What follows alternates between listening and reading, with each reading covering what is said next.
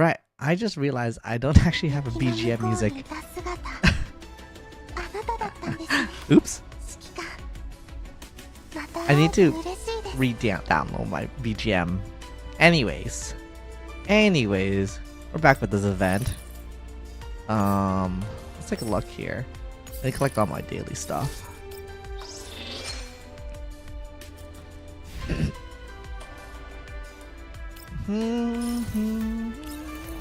I haven't done the inverse cipher. I might do that today as well.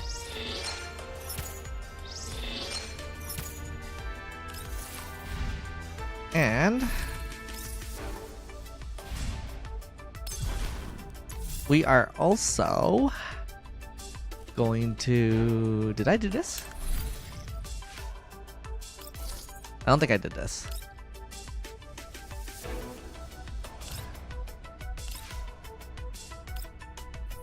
1 point into phase strike. Okay. Okay. No. That's pretty good.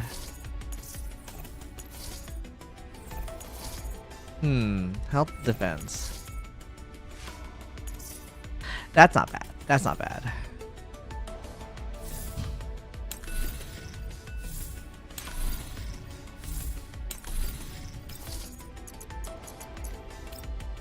I need to level up QJ first before Klukai comes out.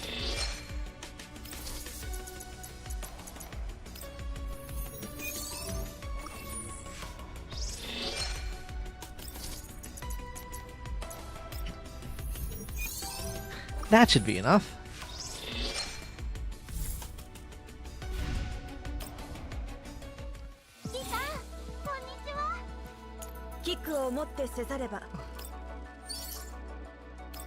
Oh, she only gets to 57? What the heck?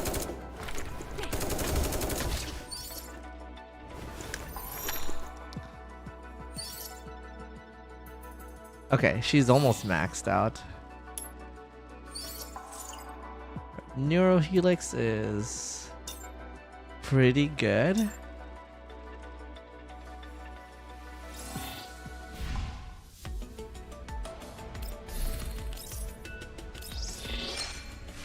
Alright, let's begin on the story then. Not over here.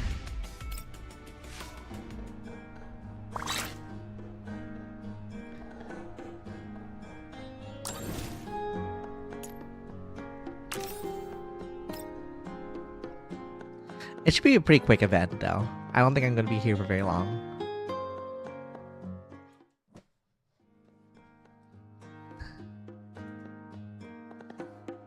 The first ray of dawnbreak stretched through the trees in a line of the pavement, shining perfectly into an ordinary little cafe on the side of the street. A girl, dressed like a shop attendant, is hard at work. She's cleaning up the planters, making snacks, and changing the coffee beans. She systematically works through the task that is being completed before the cafe opens for business. Perhaps it's because her neural cloud is occupied by these routine tasks, but she doesn't seem to notice the footstep approaching her. Good morning! Springfield circles to the other side of the counter and watches in a look of surprise the other girl's face with interest. Ah, manager! It's not often that I find you so distracted interestedly.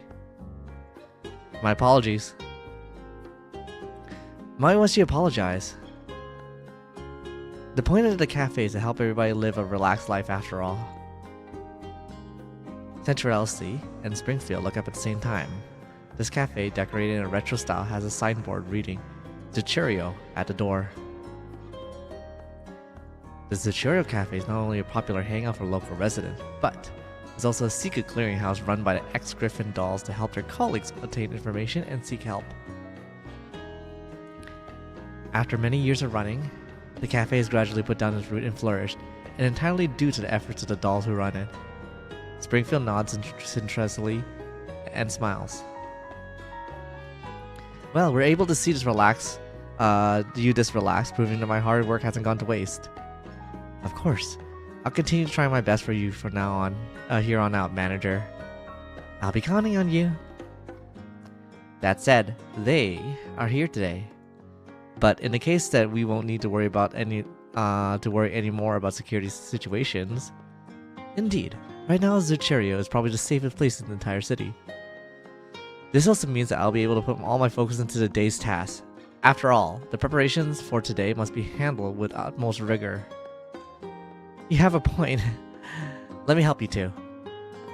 Sensuously nods. Springfield steps behind a nearby cabinet and quickly dons on the apron before helping to portion out the desserts Sensuously had made before them, placing them in cold cases.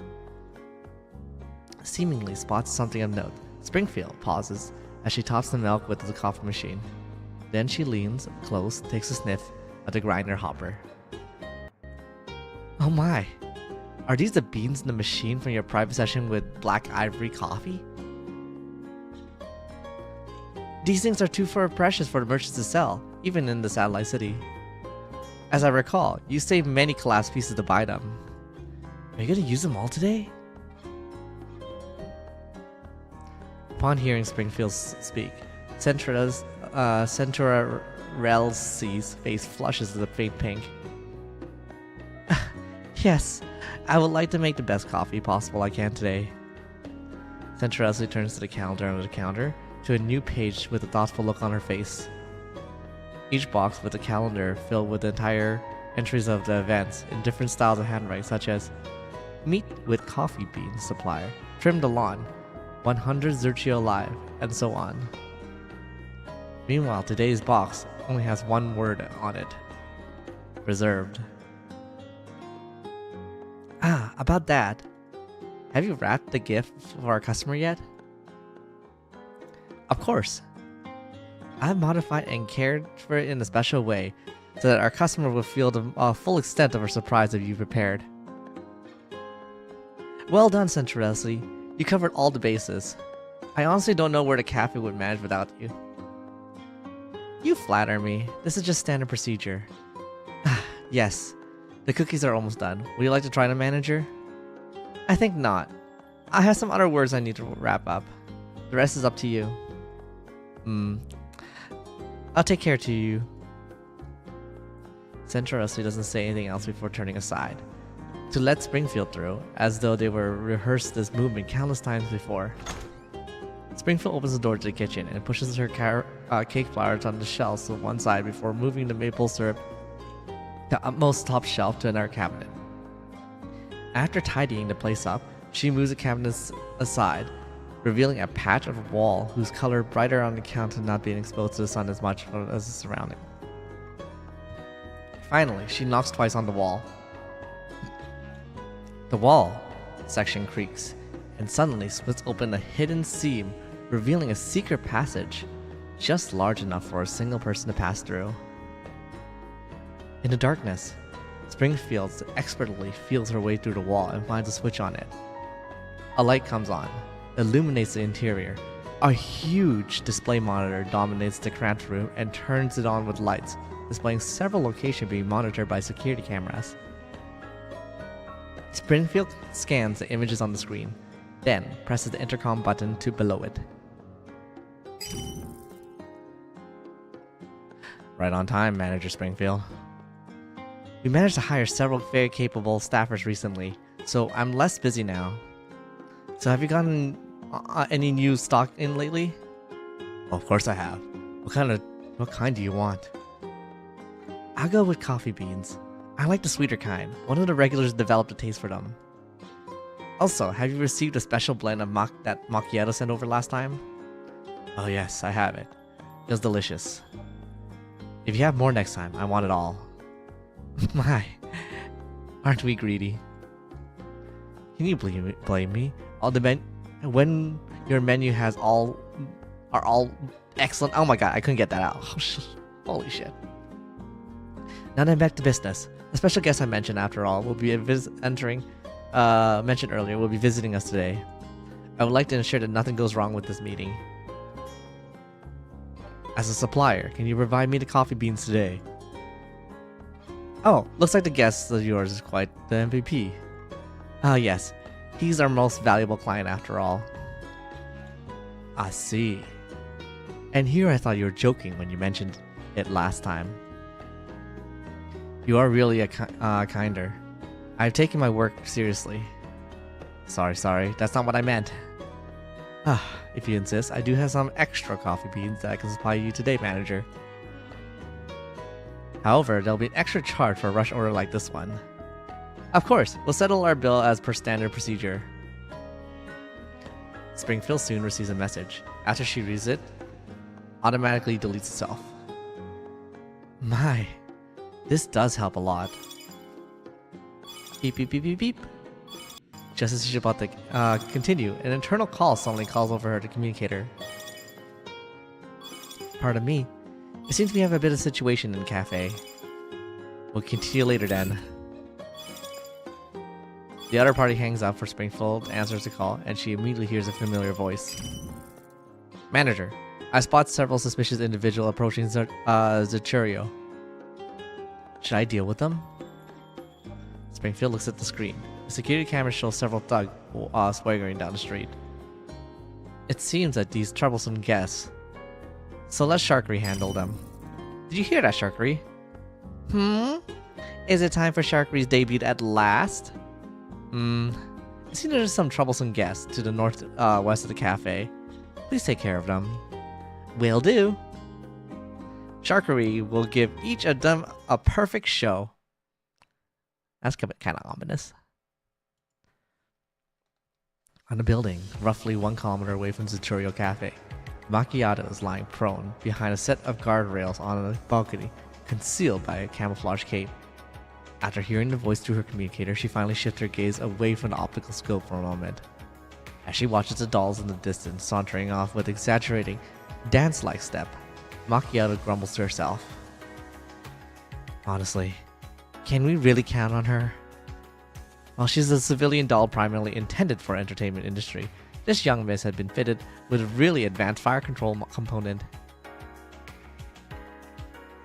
Usually, she's the only one. She's the one who handles troublesome guests like this when you're not around. There's doubt written all over Macchiato's face as she continues studying Sharkery through her scope. Clearly, she's not convinced by Springfield's words. However, the suspicious individual fade from Macchiato's view over the course for the next few minutes. Looks like there's simple layouts. Fortunately, they didn't seem to pose a real threat. Sharkery, how are things there? One moment, manager. That's the last of them. Sharkery's voice over the comes over the transmission. Dude, my lips are not moving. Give me a second. Let me see if I can improve that. Let's see. Monitor, papa.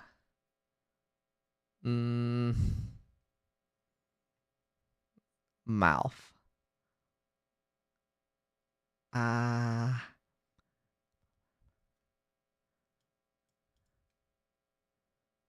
Let's make it more sensitive.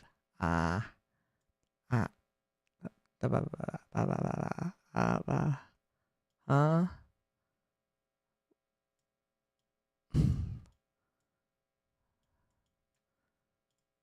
I even do this?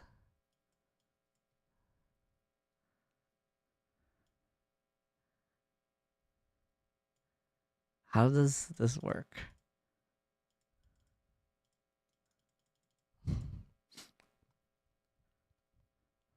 Ba ba ba ba ba ba ba. Ba ba ba ba ba. Ba ba ba ba. Up up up. Ba ba ba.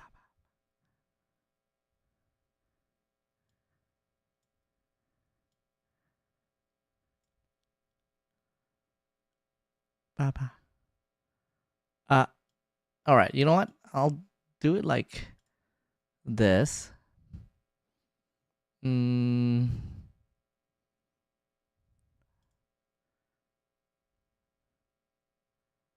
Oh, okay. Mouth open. Where's it?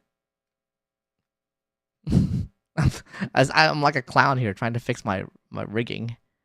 Mouse close. Mouth open.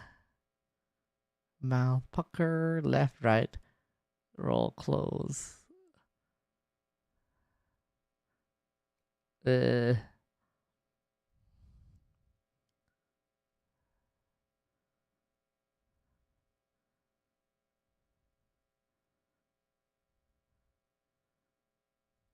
guess his mouth closed.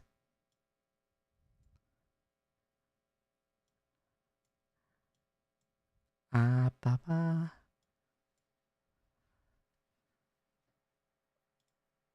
Fuck.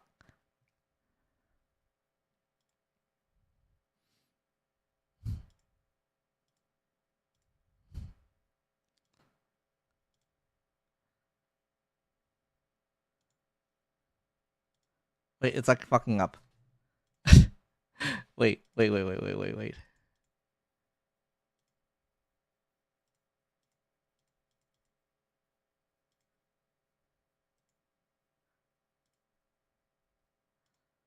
Where's my... I lost the tracking. Wait. I'm gonna restart Vtuber.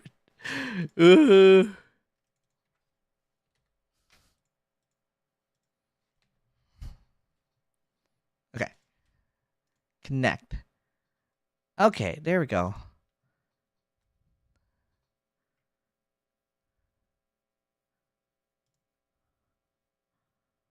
Mouth open. Mouth open. Mouth close.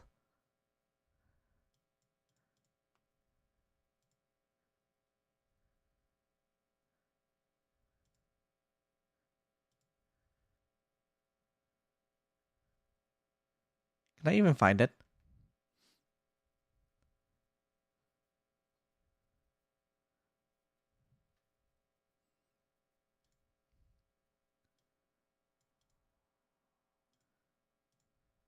Fuck it. Whatever. Hey, are you even from that bar from the underground shopping street? Have you paid your protection money for the month? If not, you'll... Wait a minute, are you a doll? Ow, stand back. Run away! The sounds of flesh being bludgeoned fills the channel. See? She's good at this. I guess tricking the enemy with her deceptive appearance must be part of how she gets the job done. What's this? Is it jealousy I hear, Macchiato? Hell no. Who'd be jealous of this little spoiled brat anyways? Wait, actually, I can probably fix it on VBridger. I was like, on VTube Studio.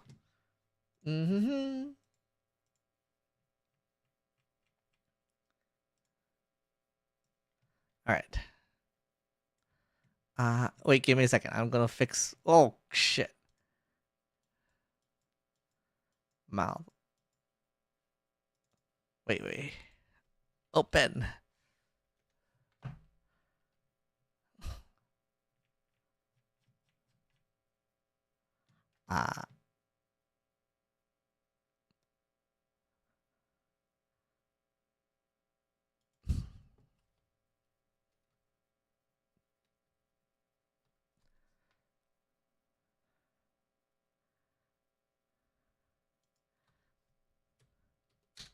Alright, we'll go with that.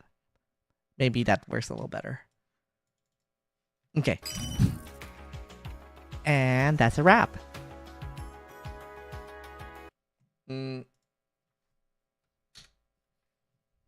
Sharkery cuts the transmission and striking a pose proudly before declaring the word is done. Manager, I finished my mission without a hitch. Sharkery, what's that behind you?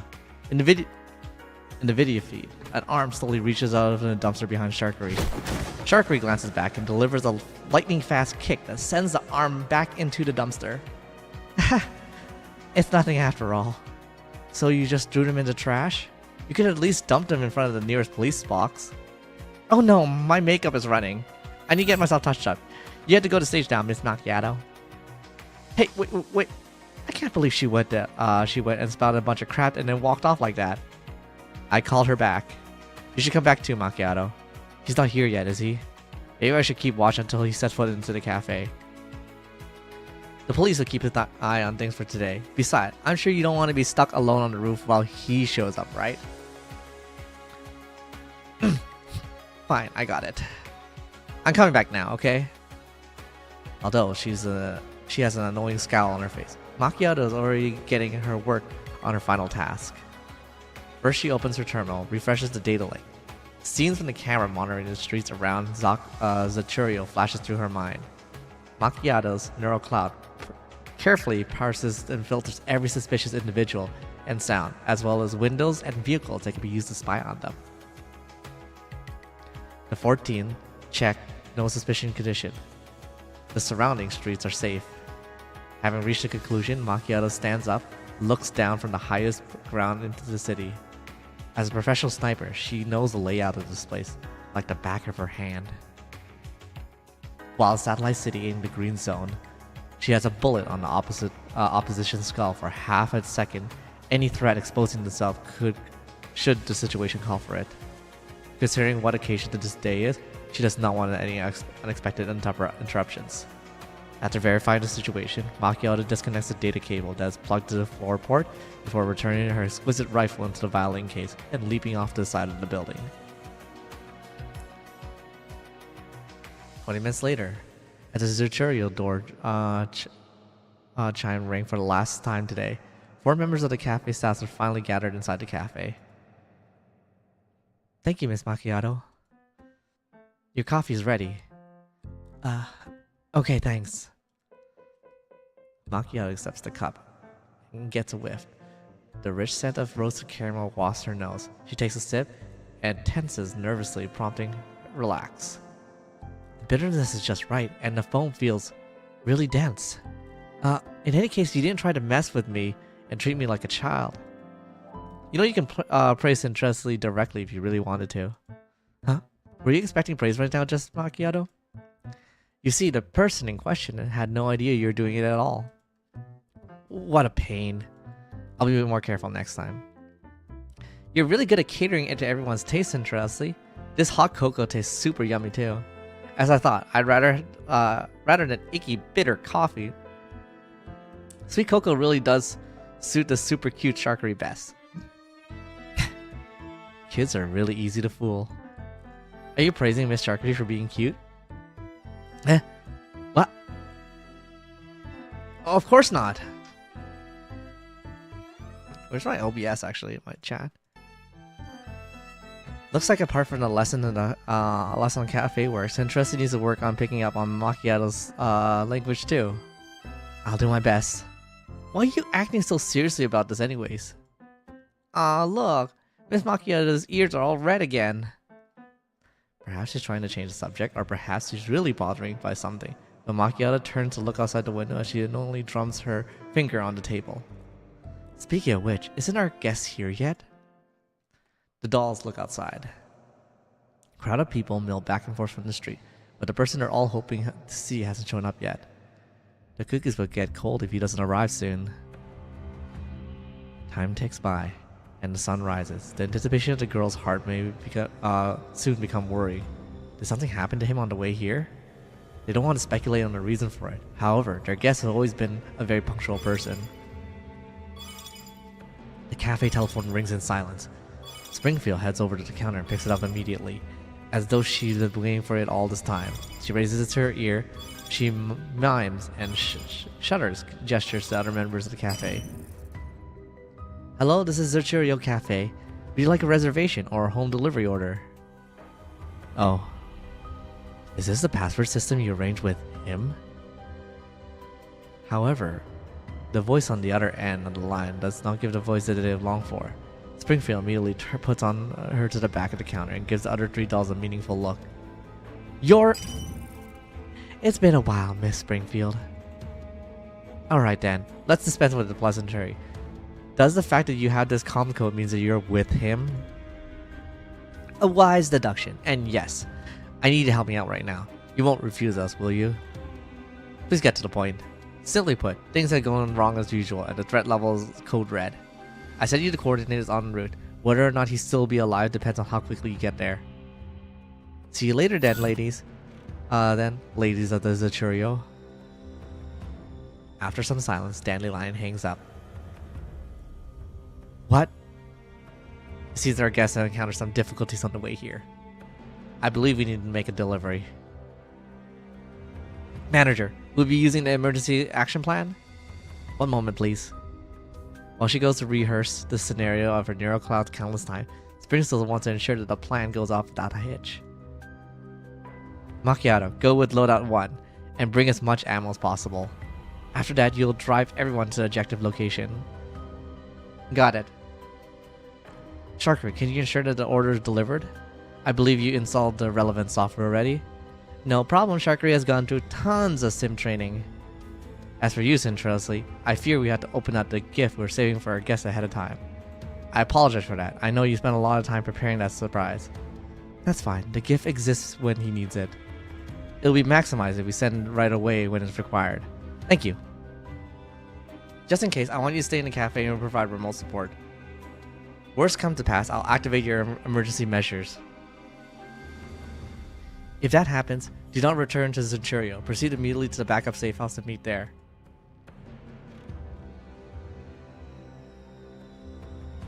Understood. Please be careful too. I will. Centrosy, please take care of everyone while you're outside. I'll make sure that everybody's safe. So in return, please wait at our home for...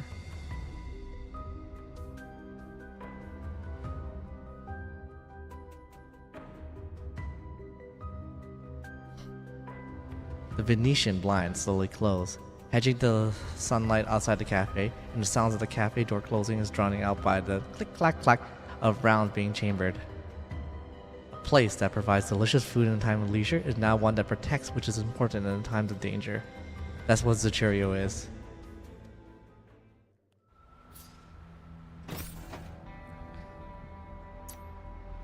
So here, I should probably throw in Tololo, Sabrina. And I can get some XP on Qingzhou, I think. Does she get any XP here?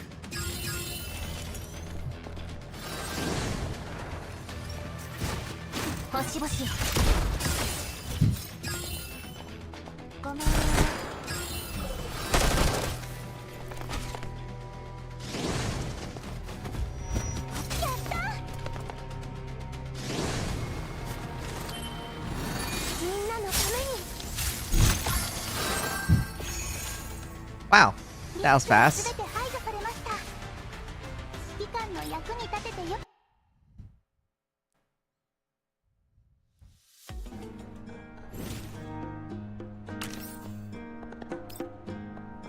That was like extremely fast. There's a lot of story in the first bit. 2 kilometers due west of the interconnected railway transfer station. 5. Black color IFV moves in the mist. The autocannon and the turret sweeps left to right, searching for enemies. There's a large pit from this IVFV. One of them comes to a halt 50 meters away from the pit. After ensuring the situation is safe, the rear hatch slams to the ground. Black armored troops cautiously dismount, turning from a powerful flashlight mounted to their weapons to illuminate the vast, seemingly bottomless pit before them. The skies start to drizzle, and soldiers' bracelets suddenly turn yellow. However, the trooper ignores the rising particle density. After the squad disperses and takes formation, a red-haired woman emerges from the vehicle. She walks past the troopers and up to the pit. The troopers act like they don't see her, their guns raised as they continue to watch the surrounding for danger. She raises a cigarette from her mouth and lights it before looking disdainfully into the pit and before taking a puff. The rain unfortunately puts the cigarette out. The woman scowls and tosses the cigarette on the ground before forcefully stomping it out. Bad sign, my ass. It's just the same shit. Different day. Behind her, several more IFE drones drive up to the pit. Black armored troops quickly dismount and spread out and scan their surroundings. Soon, they've begun to fill the space in front of the pit. The badge on their black armored troops proclaim that they're from Maggie Security, but their equipment and altitudes are markings different from the average PMC grunt. The woman changes the channel on her radio and begins giving orders. Everyone, listen up. This is Hazard Level 3 assignment. Charlie Delta, Foxtrot Team. Head underground and carry plan C27. Bravo and Echo Team, watch the perimeter. Alpha Team, stand by. As for our ROE, she takes another cigarette and lights it. Before taking a puff, She pauses for a moment. Then the woman slowly exhales a cloud of smoke before giving her out her order. Kill everything that moves. The black armored troops are silent. The woman gestures to 3 teams of men immediately pivoting to the head to the pit, while the other 2 become establishing a line of defense around them. Wow. Wait, why isn't my... This isn't tracking my mouth.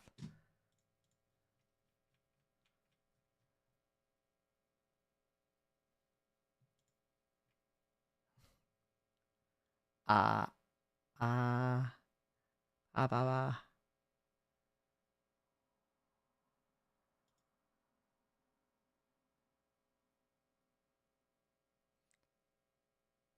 Let's try this. Ba, ba, ba, ba, ba.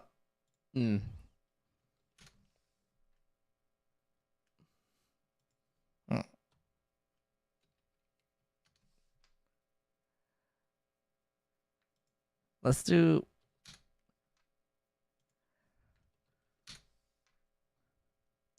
Okay, that's probably way better for now.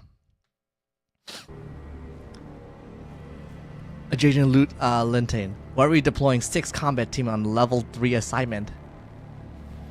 Because the brass paid to deploy 6 combat teams. Even so, don't you think that 6 teams is a bit too much? Does the Black Ops this time really bother the brass that much? Just look. Lentine points the terminal in her hand that shows the view of the trooper's helmet camera system. She grimaces in disgust as she looks at the insignia on the wall as she covers it up by lighting another cigarette. Parade us again. Okay, the tracking for that is way better now. I'm good. Squad leader shakes his head. They've been way too active recently. It's been making us look bad too. You mean our nickname? Thanks to this goddamn Black Ops, even the rest of Maggie's security force would rather die than let us help them. I mean, have you even heard of the nickname they gave us? Omen. You don't like it? We're the best of Maggie's security. We should be something like Shining Edge, not Omen or whatever. Shining Edge. The woman suddenly bursts into laughs out loud, then cuts her laughter by sticking a cigarette in her mouth. After a puff and getting her breath under control again, she begins to speak. Frankly speaking, I actually like the name. Nobody hears it as they're going and have any illusion what they're going to do next. She points at the squad leader's head. Say, Kenny, when did you become a security coordinator? Did you actually think about keeping anything safe? Of course not. Did you know? I really hate it when people go expecting something of me and then end up depressed when the expectation falls short. I keep hearing crowds on missions like, aren't you here to save us? Or, how can you handle this? And whenever I do it, it makes me think that I'm a parrot in a cage. A parrot? Because everyone thinks that you should be saying that they expect something for you to say. Nothing else registers as proper words to them. Just noise. Like a rooster going, "Ak, ak," or something. Kenny momentarily is at a loss on how to respond. Just then, a voice over the comms on the radio, and the two of them, their chit-chat, checks their terminal. Adjacent Lentin, we're closing onto the target area, preparing to enter. Switch it off the security cameras, but leave one patch directly into the comm channel. Do not record any imagery at the mission. Roger. Have Delta block the entrance. Foxtrot will cover you. Use all your explosive. Roger. Time for work. Lentine tosses her cigarette butt aside and heads for the IFV, then Kenny trailing after her. Once they get inside, the monitors inside the vehicle show positions of the combat team members who have entered the tunnel from the view of their body cameras. On the screen, the black armored troops are moving from the elevator platform towards a huge smash gate. They enter the room beyond, covering for each other's leapfrog fashion. The room inside contains several huge culture tanks with human body parts enmeshed with the plant tendrils floating in the culture solution. The power source is in the middle of their glowing dimly. We found multiple samples. The power had been shut off. There might be a contact risk. Stay away from those tanks. Inform all the team that assignment hazard has been upgraded to level 2. Understood, I'll let them know right away. Looks like their ritual site is down there. It's not like there's one more to close down to a green zone. These lunatics are getting wilder and wilder. Don't let their ethics cloud your judgment. We'll take money to solve problems. We're just gopher for the small independent PMCs. Take Bravo off sentry duty. Have them go down there and support the others. Got it, I'll contact them. Kenny keys his radio and then gives the order to the combat team on the perimeter. Lintine's eyes focuses on the screen. The images on the camera continues to move as the troop takes plastic explosives out of their backpacks, which plant in various corners of the room. No life storm detected nearby. Charges has been set, awaiting further instructions. Proceed for... There's a shout from behind, and the image shakes to the violence. The viewpoint turns into the rear, where a trooper in the back had been impaled by some forearms, or a thorny plant stem from one of the culture tanks. The trooper tries to escape, but the stem burrows deeper into the flesh. Purple liquid oozes out of the stabbed area, and the trooper arm immediately swells up. The man behind him draws a knife from his waist and promptly chops off the wounded man's forearm. The stabbed soldier wails in agony, staggering back, and the pain from the shock, his teammate pulls out a medikit and administers the septic and painkillers.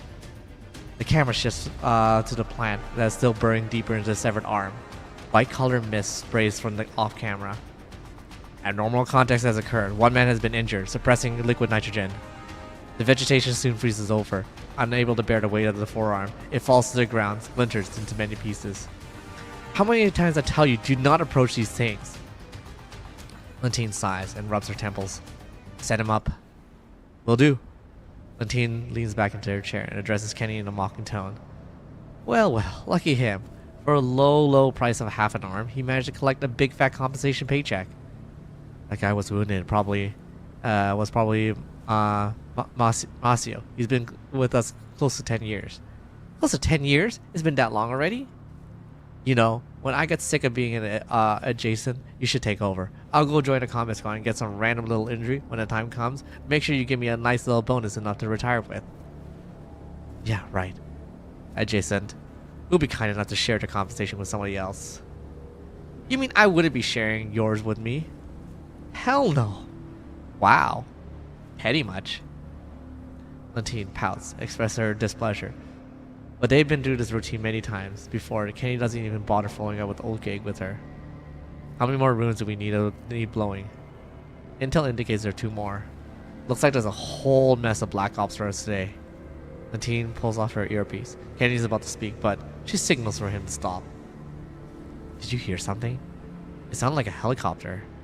A helicopter? The squad leader removes her earpiece, listens carefully, then shakes his head. Not a thing. What happened? Our intel didn't mention anything about a aircraft passing by nearby. I mean, it's perfectly normal for people to use aircraft without filing permission in an underground region like this. Lentine frowns, and putting her earpiece back on, she continues speaking with an unhappy tone. I have a bad feeling about this. Adjacent Lentine, we received transmission from Bravo. They found an elevator that wasn't mentioned in our intel, and there's a large terminal signature coming from the chamber below the elevator. I'll patch a video feed from over there. The two of them turn to the screen. It flashes in a perspective change. This time the viewer's looking into a pit with the thermal imagery. Give me the size and composition of the thermal signature. One moment, please. Scan complete. I'm picking up at least 40 light source and a massive thermal source, scaling at least 5 units or more. 5 units, so it's a boojum then. So they summoned us before even the ritual was complete. That doesn't happen so often. The sound of gunshot comes over the transmission, seemingly from a long distance away. I hear gunshot. All team, stay alert. Who are you engaging? Hang on. There's nobody. None of the team has engaged anybody. Then something must have happened underground. Delta, finish pit planting the explosive. The rest is up to you. Head deeper into the pit. This assignment hazard is now level 1. All personnel prepare to engage a Bujum. Understood. While the answer was simple enough, there was an added hint of nervousness in the man's voice. They're calling this a hazard level 3 mission even though a Bujum is present? You even wonder why they shelled out so much for this, right? Now you look like you got your answer. Still, even if FAP group was taking charge of the thing, a Bujum would be so close to Green Zone is going too far. Forget it. This isn't any of our business. Have Alpha preserves himself will be... Suddenly they hear bullets strike from the exterior armor plate of the vehicle, followed by an emergency transmission over the radio. This is Echo! We've engaged an unknown doll. They're attempting to leave the attempting to enter the underground chamber. Dolls? How many? Unable to estimate. They have a sniper. 2 of our guys have been hit. We're pinned down. Damn it. Kenny, get on the IFV and give them fire support. Why now? Of all time. Rhino 2, Rhino 3, what the hell are you doing? Why aren't you returning fire? What? Your optics have been destroyed? You shower of useless assholes. Must I do everything myself?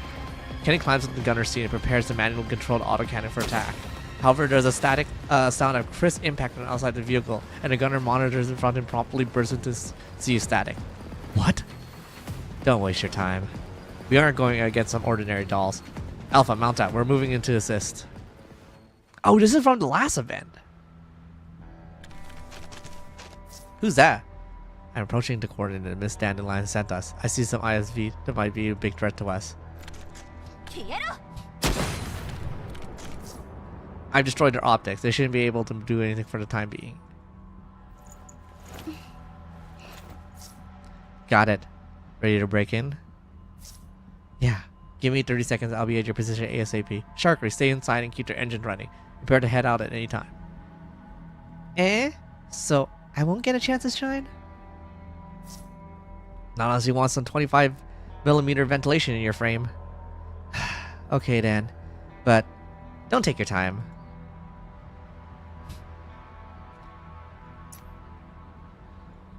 Who do I want to throw in here?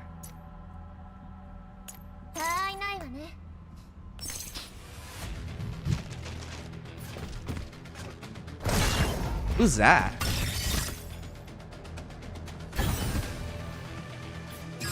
It's not gonna matter.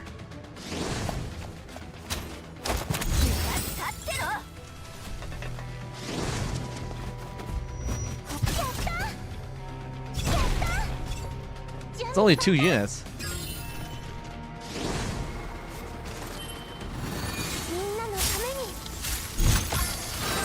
An elite flyer.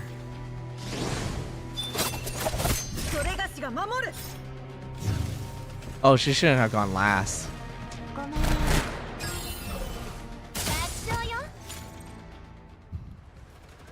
We can't hold them. Adjacent. These dolls made it underground. That fighting style. And such capable T-dolls. This is Bravo. We made contact with an unknown T-doll. They got a lot of firepowers on their side. Requesting backup. Looks like things are being more and more interesting. Interesting? Leave 3 people behind to tend the wounded. Everybody else follow me. We're going after those dolls. Got it. Meanwhile, on the other side of the pit. How many more enemies are out there?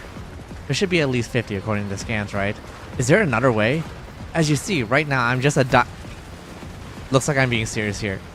In that case, we should be able to solve this problem handily once our reinforcements arrive, right? Reinforcements? Where are we gonna get reinforcements from? Just then I hear a familiar, yet unfamiliar voice in my earpiece. The moment I do, I know what we've been tossed a lifeline. Master, do you read me? Loud and clear! We received Miss Dandelion's distress call, now approaching your location. Makioda has come too. Wait for us, Commander. Don't you dare die down there. Looks like my number's not up yet. Dandelion, give me Centrally location. Already sent? The enemy's weight of fire is massive. The sooner we're out of here, the better, considering we don't know any more enemies that'll show up.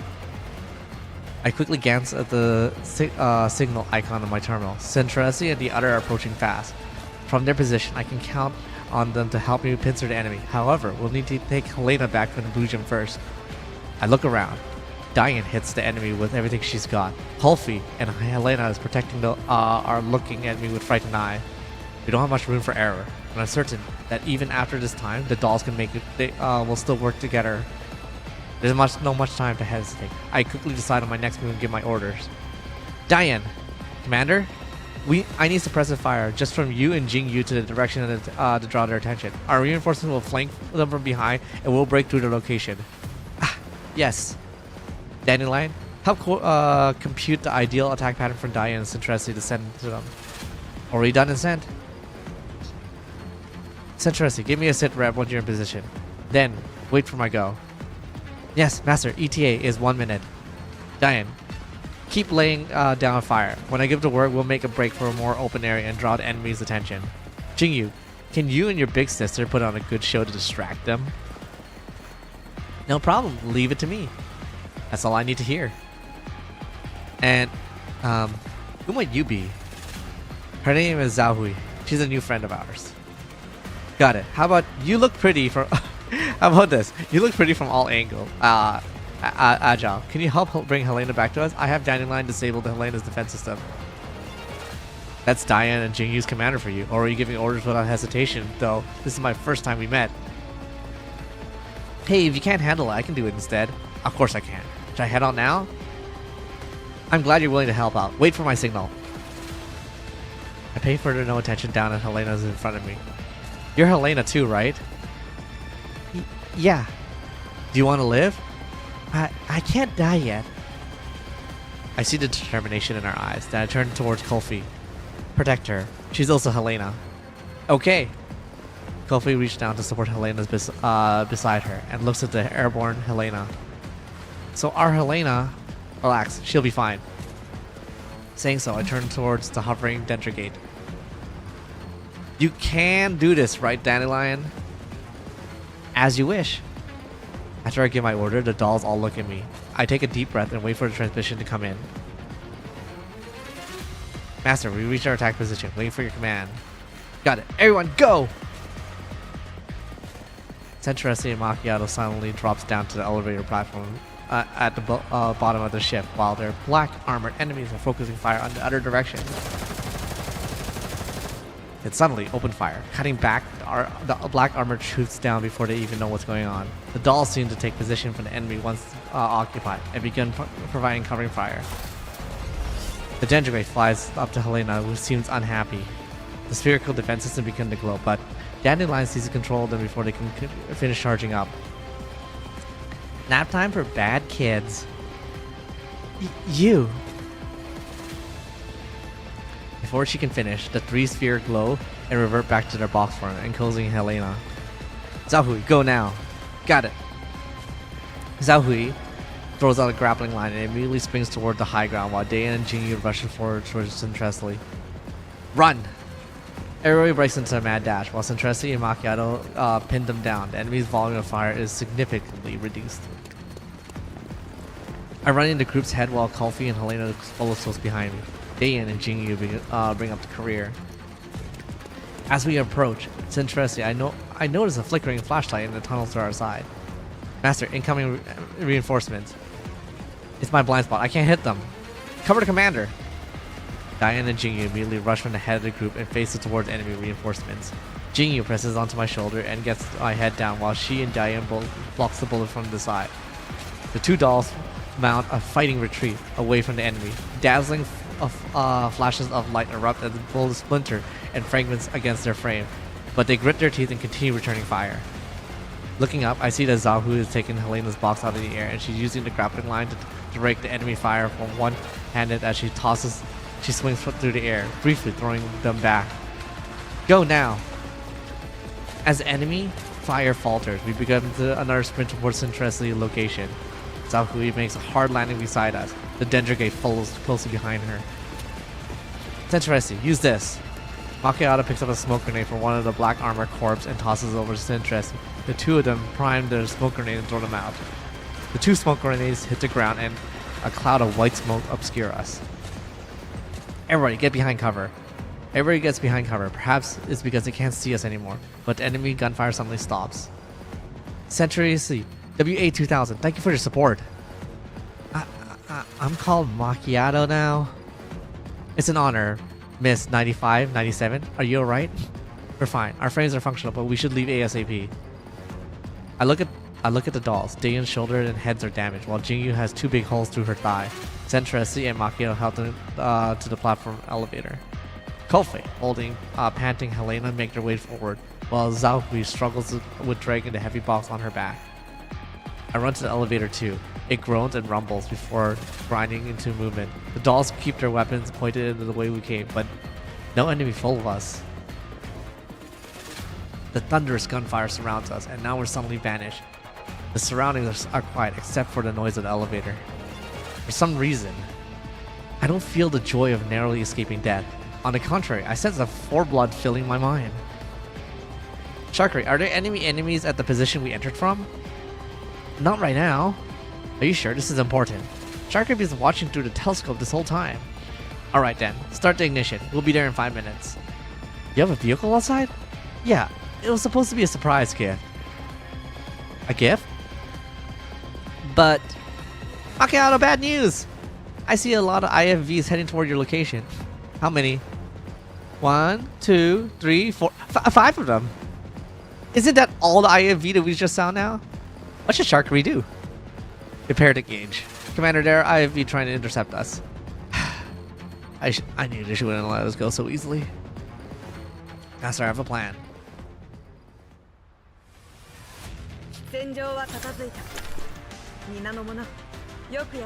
Wait, she's max level? Her rifle's max level.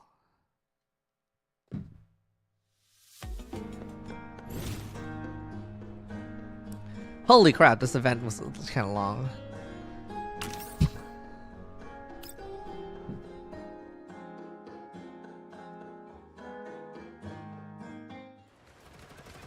Jason, listen, look out. The red-haired woman is caught off guard by a green-clad doll, suddenly jumping across her path and forgetting to duck. Kenny tackles Lentine to the ground, and a bullet would have hit her square in the chest, instead slamming into the man's backplate. The other trooper immediately stops shooting and dragged the other two into safety. The woman gets onto her feet and immediately checks the squad leader's wounds. Kenny, are you alright? Hell if I know! She quickly inspects the plate where he struck and finds a bullet stuck between the 2 ballistic plates. Get up already, it's not gonna get you pregnant. The woman kicks the squad leader. After realizing that he wasn't injured at all, Kenny scrambles to his feet. Lentine pays no further heed. Instead, she peers out from behind the cover. The smoke clouds fully spaced out. She can't see anything. Jason, we lost sight of the target. Should we pursue? Give me a casualty report. We have 12 KIA and 25 wounded in action. Losses are serious. Goddamn motherfuckers. After them. I want them all to burn in hell. Calm down, Jason. We have a huge disadvantage for fighting dolls at this range. Lentine trembles with rage. She pulls out a cigarette and takes a deep drag out to calm herself down. After taking a brief period of compensation, she wins over her emotion. Bravo, evacuate the wounded. Everybody get out from the other teams who can still move. Form up a squad and follow me. We're heading to the surface to wipe them out. Once we get out of the underground level below, blow all the charges. Yes, ma'am.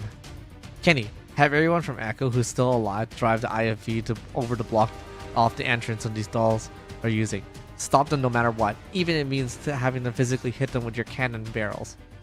I'll contact them right away. The attack and losses sustained here far exceeds anything they expected. Meanwhile, it's very hard for them not to imagine what happened here. After looking at the corpse of the Bujin deep inside the pit, the woman in black and outside of it. What the hell am I even fighting for? Lentine mutters to herself, a mixed emotion in her heart. Then she casts aside the cigarette butt and vanishes into the darkness of the tunnel with the rest of her men. This is Rhino 4, hailing Rhino 1. We picked up Echo and headed toward the tunnel entrance. A few remaining black armor troops followed the IFV. Their rear hatches close and their engines roar loudly.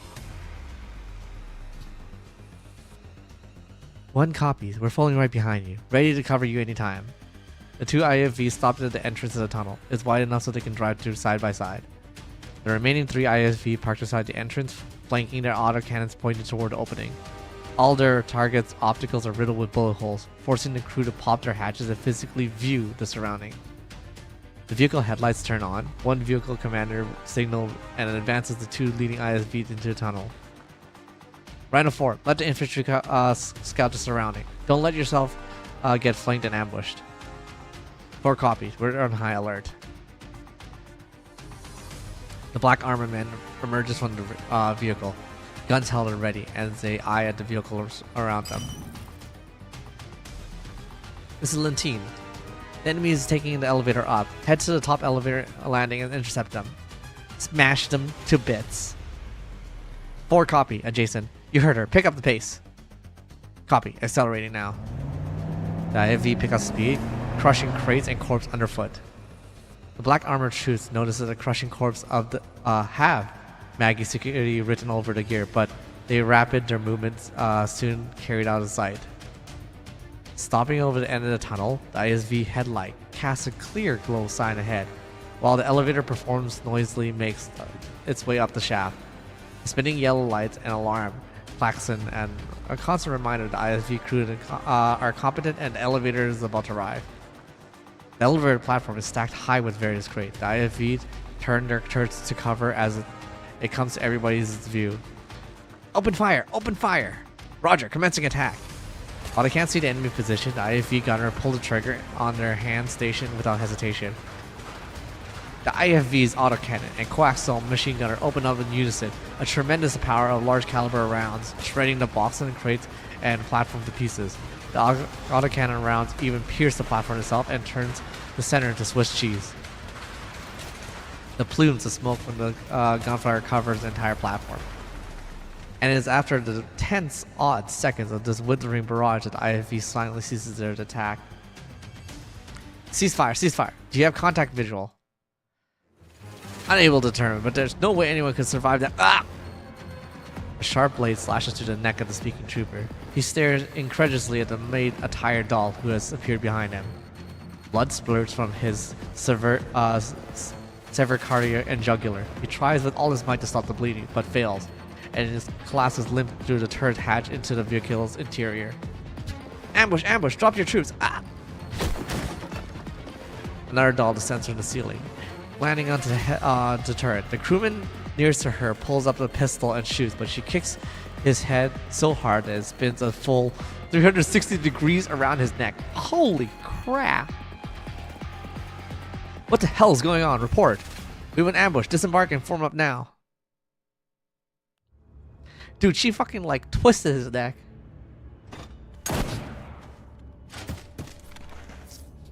Don't shoot. We'll capture one of the IFV and wipe out the rest of the enemies. Roger that. Commencing operation.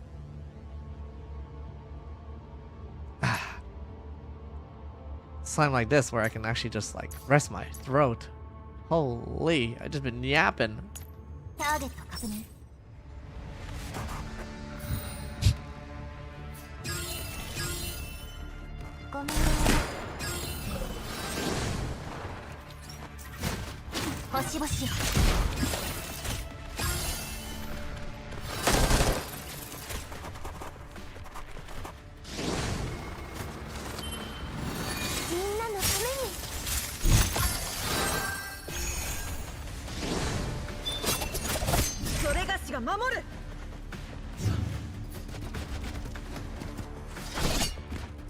Who's that?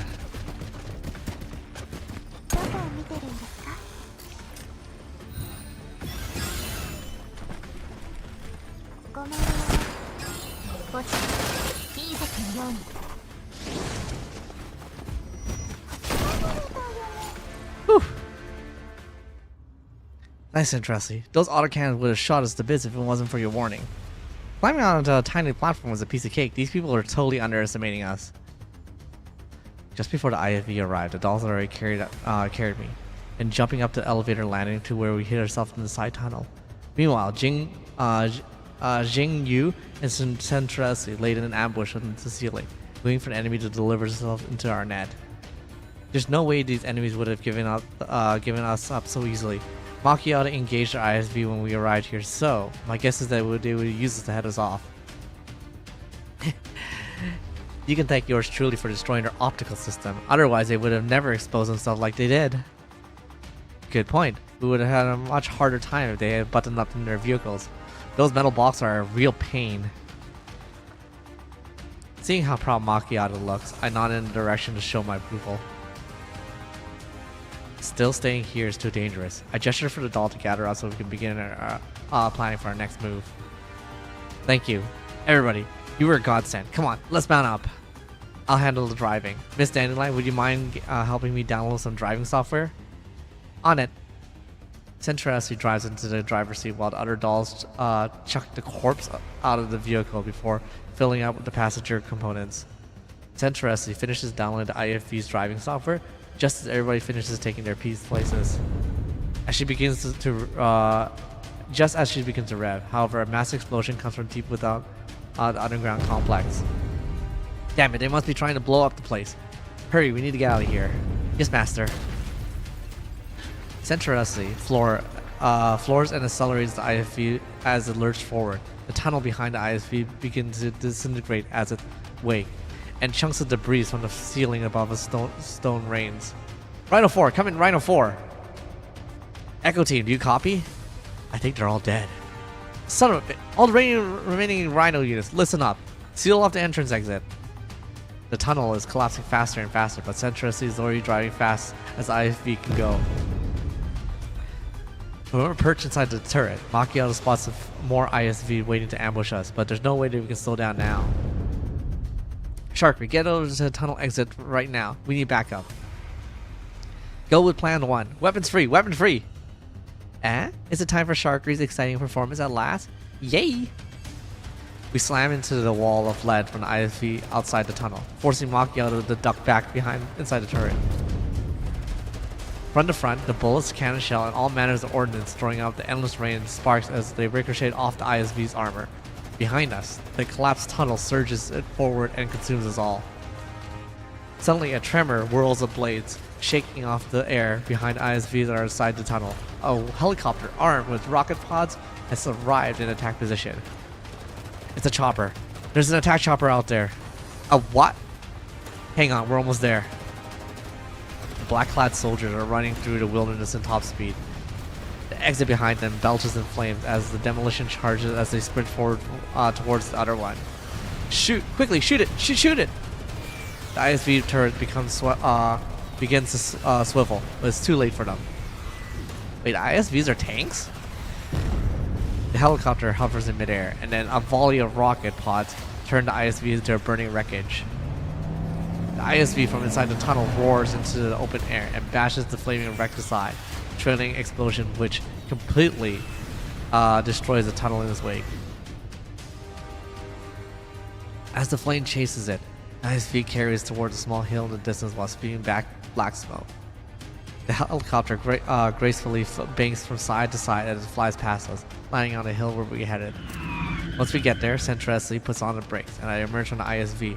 I barely open my eyes because of the downward grid. What I manage to see shocks me to the core. Nothing could be more familiar than the black helicopter before me. Perhaps it was worn, but it was still legible and sitting on the side. The shield of Griffin and Kruger. Get to the chopper! There's no time to admire it. The dolls from the pop the ISV hatch to begin climbing towards it. I help the dolls push Helena and the box into the cabin. In the distance, the black armored troops have also gone to the high ground on their own. The woman who leads them obnoxiously gazes at the helicopter in the distance. God damn it, we won't be able to catch up with them. Kenny, do we have any rocket launchers? We do! Bring that chopper down. Give me a pair of binos. The woman takes the binoculars from one of the men and one of her men's hands her and looks through the helicopter. Range is 260 meters. Fire when ready. Through binoculars, she sees the doll pulling a human into the cabin. The human takes a seat at the lip of the passenger compartment. Lentine ups the magnification on her binocular, but she sees the man's face. She suddenly freezes. Isn't he from Frankfurt?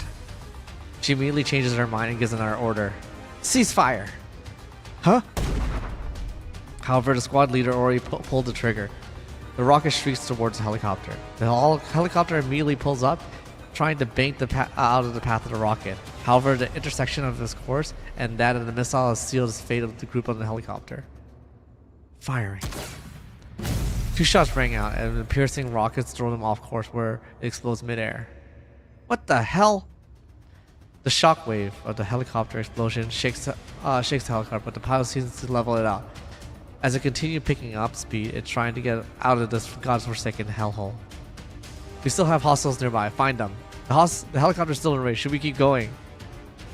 As Kenny barks orders to his men, he raises another rocket launcher, waiting for Lintine's response. All units take cover and wait for further instructions. Upon hearing the order, the black armored troops obediently remain still and makes no further movement. In the distance, the helicopter picks up speed and fades out of sight. Meanwhile, the hidden shooters do not reveal themselves. So they're covering their escape then. 2 gunshots, 2 people. She shoves the binocular back into Kenny's hand, then takes out cigarettes and lights it. The surviving men in black remain silent, as though to wait for Lintine's next order. A moment later, she throws the cigarette aside without much taking a drink from it and turns to address Kenny. Contact HQ. It tells them the mission's complete. Then inform the personnel that we have them to pay out the maximum compensation for our fallen men. Kenny nods. When writing your combat report, attribute your personnel and material losses to the Battle of the Bujum. Do not mention anything about the Battle of these dolls. What? Then find the most reliable underground broker you can. I need information. A lot of information. With that, Lentine heads to the distance, ignoring Kenny's question. The sounds of the world begin to fade away as she loses herself in thought. There's only one thought in her mind. Why? Why? Why? Why? Driven by that thought, she sets a mission on her own.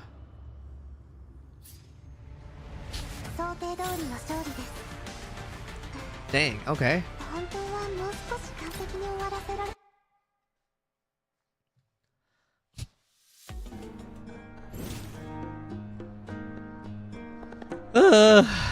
Alright. That's a good point right there. Hey!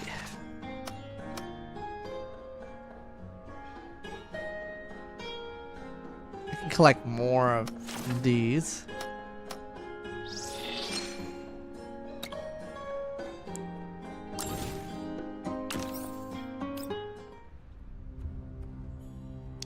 The helicopter rises through this cloud and reaches the cruising height. I get back inside the cabin and close the door, where after the active noise cancelling system installed in all Griffin noise helicopter engages and excludes all outside noise. The silence surrounding makes me realize that I left the combat zone. And it's only that I realize that my hands are in trembling and a feeling is slowly rising up to my arms. I clench my fists, doing my best to stabilize my heart rate, then I begin considering the current situation. Based on what I just saw now, the involvement of Peridius and those PMC troops and that other Helenas are all very unnatural. What on earth is Dandelion trying to pull? Where is she trying to steer all of this? I look towards the flying Dendergate and think about how to get the answer out of her. That missile is headed for us clearly did not explode for no reason. From its trajectory and position where it exploded, someone must have shot it down. In other words, someone has secretly saved us. But who could have done that? I ponder the question, but I can't come up with anything, since I have no evidence or proof to support it at all. All I can do is set that aside for now. So, where do we go next? I'll send Tressie and Macchiato later. I'm sure they have plans of their own. Should I continue with this transport mission? I look at the box with the other Helena, who just looks like the other one I just know, but acted completely different. Once we get to a safe place, I'm gonna have a good long chat with her about what happened before we got her. After this brief period of contemplation, I look inside the cabin. This is a standard issue Griffin transportation helicopter. Judging by its stability in flight and normal operation of its noise cancellation, this chopper has been maintained in active duty spec from 10 years ago. While the fittings are a little old, they're pretty much all standard issue from back then. Even the first aid kit is still in the same place. Macchiato heads to the co-pilot seat and talks to a doll that I've never seen before on her flight path. Centresi takes her first aid kit from the seat and begins treating the wounds of the dolls who were damaged in battle just now. The doll began exchanging their names and rejoicing over the battle they survived just now. I look over Kofi. She's trying to strike up a conversation with other Helena, but the latter does not respond to any other way, only looking down at the box. She looks uneasy, but I can tell she's trying to rein in her emotions. She had been secretly observing everybody since we got onto the helicopter and thinking about something. The box had been secured on the cabin floor. YAhooo looks worriedly at it, then looks at the hovering Dentrigate. Say, this box isn't suddenly going to change it back into sphere's form, right? I've already assumed direct control over the box authorization. That said, the occupant might be able to take back control. Who knows? Upon hearing this, the girl suddenly looks up and addresses the Dentrigate in earnest voice. She's already gone. Hmm? I can no longer sense the lurking unclean. So she's gone. Dentrigate flies to the girl's face. Mono eye focus on her, but the face reflects into the glassy depth that does not change. Looks like there's no more danger then. Lucky us. But she left her burden behind. The box cannot be opened for now. Why? Are you afraid that she will replace you? You should not do that if you don't want her to die. After saying that, the girl lowers her head again, remains silent, no longer listen to Dandelion's teasing. With a sigh, I look away from their conversation to the dolls. Sentresi just finished binding Dayan's wound, and I approached him asking about their condition. Dayan, Jingyu, are you alright? You don't have to worry, Commander. They're merely flesh wounds. Yep, a band-aid or two and we'll just be just fine. Dayan's injuries aren't particularly bad, but Jingyu has suffered penetrating injuries through and through to her leg, so Sentresi kneeled before her and began administering first aid. She carefully extracts a bullet from and its fragment, then fills the wound channel with packing epoxy and apply a synth skin patch over the entry and exit wound. Jingyu's limbering up her leg and then nods happily to Sentresi in gratitude. Seeing Sentresi has finished her first aid for them, I decided to ask the question that had been on my mind. So, what's the deal with this helicopter? Kinda slow on the uptake, aren't you, Commander? Can't you tell that this is a present for your subordinate prepared for you? The Dentrigate shifts its position directly over my head. I try to look up, but I can't see her. Is this true? Sentresi puts the tool back in the first aid kit and looks at me with a smile. Indeed, we heard that you're working on the yellow zone all the time, so manager and I and everybody at Zucchero decided to chip in and get this for you. We were planning to present it to you when you came to Satellite City. However, the situation was so urgent we needed to get here ASAP, so we decided to give you in this way. Do you like it, Master? The sudden surge of emotion leaves me unsure what to say next. As the nostalgia assaults my brain, I look around. I feel like I've gone back 10 years in time.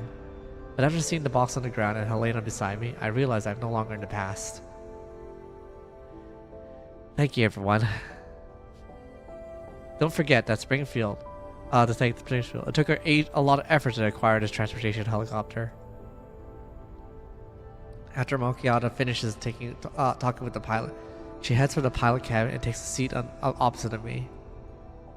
Did she?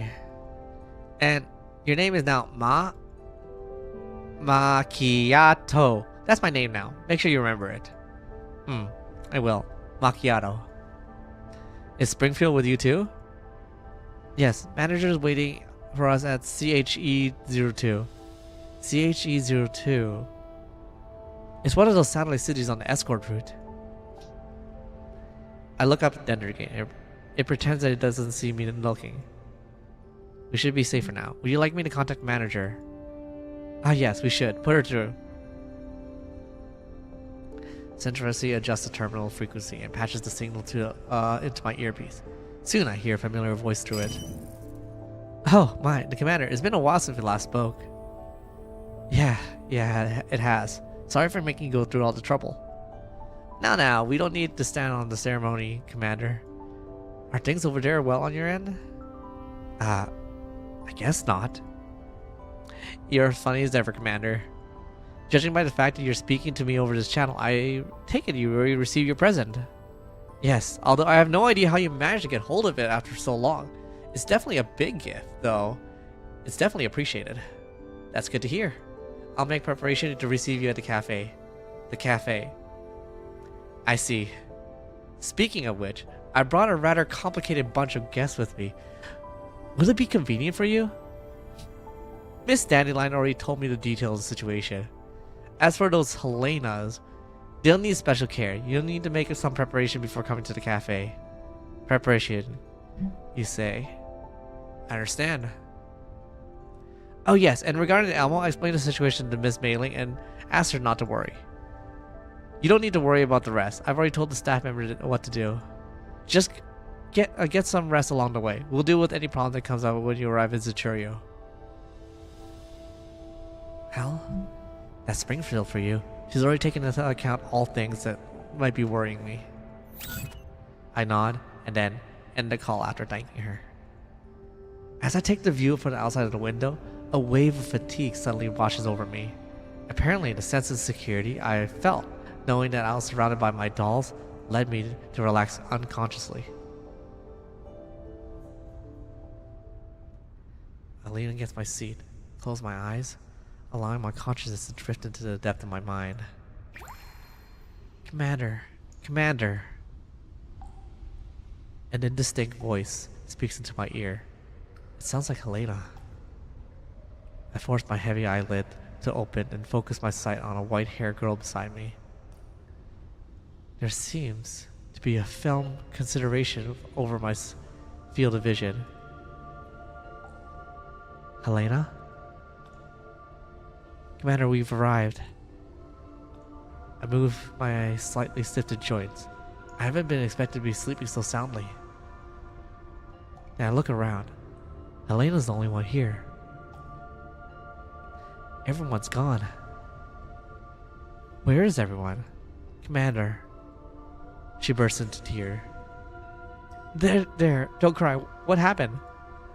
I fumble a little and try to wipe her tears, but she ended up grabbing my wrist instead. I never imagined a child could be this strong. I can't break free of her grip. Commander, save me. The Helenas, deceived, lies. Don't worry, if anything else, you'll be safe by my side. But if you need my help, you'll need to tell me everything, okay? Helena is still sobbing, but she nods. Suddenly, her pupils dilated and the strength fades from her hand. I use this opportunity to regain control over my wrist. Right after, a white mist floods the outside of the helicopter. Helena begins muttering to herself as she has been through something or something. Helena, I'm not a traitor! Before she could finish, she turns and rushes into the myth. I reflexively follow her. As the mist clears, I grind to a halt.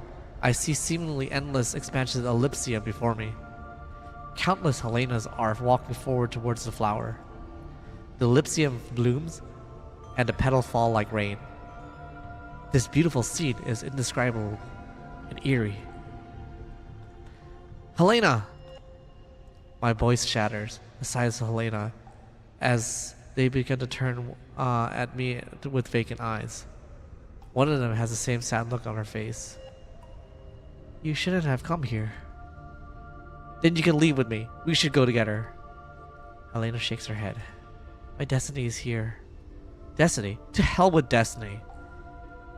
A thought flashes through my mind. For some reason, I feel like if I let go of Helena, I'll lose her forever. You're kind, Commander. What on earth are you saying? I pick up the pace until I reach Helena. I need to get her out of this creepy place. I'll drag her away if I have to. No matter how much strength I have. Helena will refuse to budge. The kind will die, but you must live. Helena picks up the ellipsia beside her. The soft, lovely flower instantly transforms into a sharp blade that gleams coldly, and she stabs it into my heart without hesitation. I can't dodge the blow, but my chest doesn't hurt. It just feels cold. Helena weeps, and my consciousness grows hazy.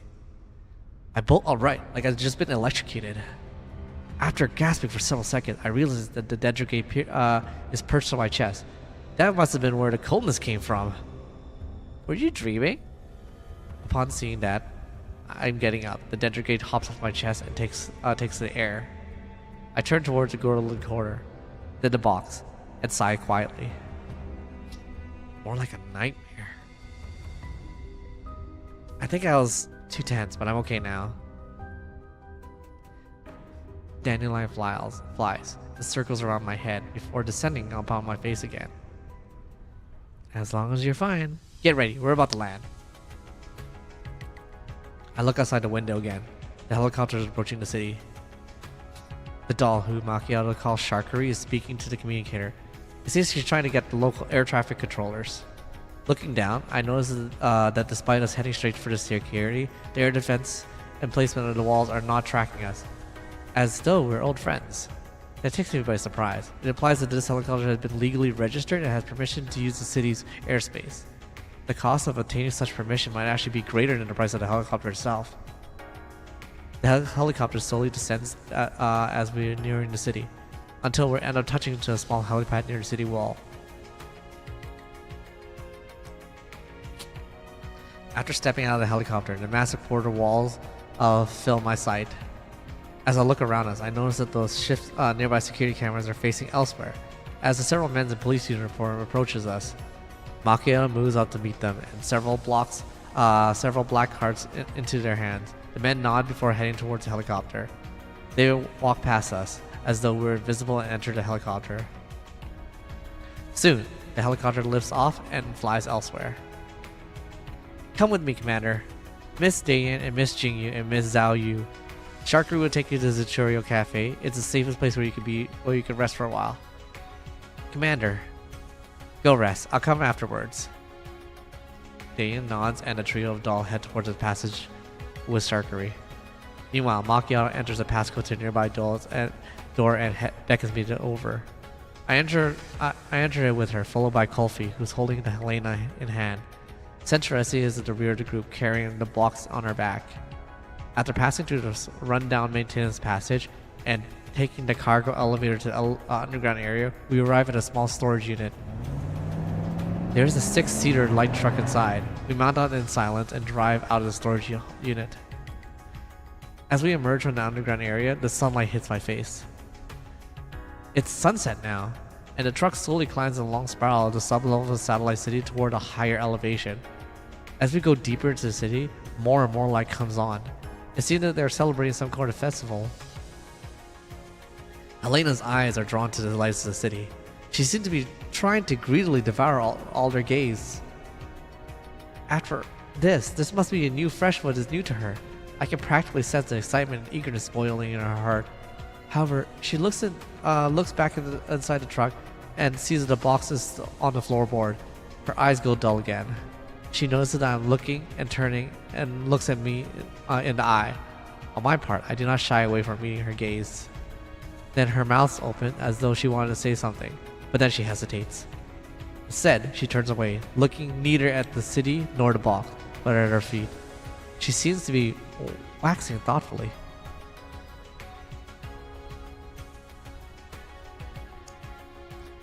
An hour or two changes of vehicle later, Macchiato drives us to the skyscraper, whereupon we dismount and get into an elevator. As the doors open, we're greeted by a bright yet cleanly sealed room. Springfield's there. Clearly she has been waiting for us for quite a while. Welcome, Commander. Did you enjoy your trip? And here I thought we would run into a blockade or be subjected to a drilling car chase. Looks like I was overthinking things. That would be terribly rude to subject you to something like that after you came all the way to CHE02. Well, that's the most reliable cafe manager for you. Speaking of which, this isn't Zucchero, is it?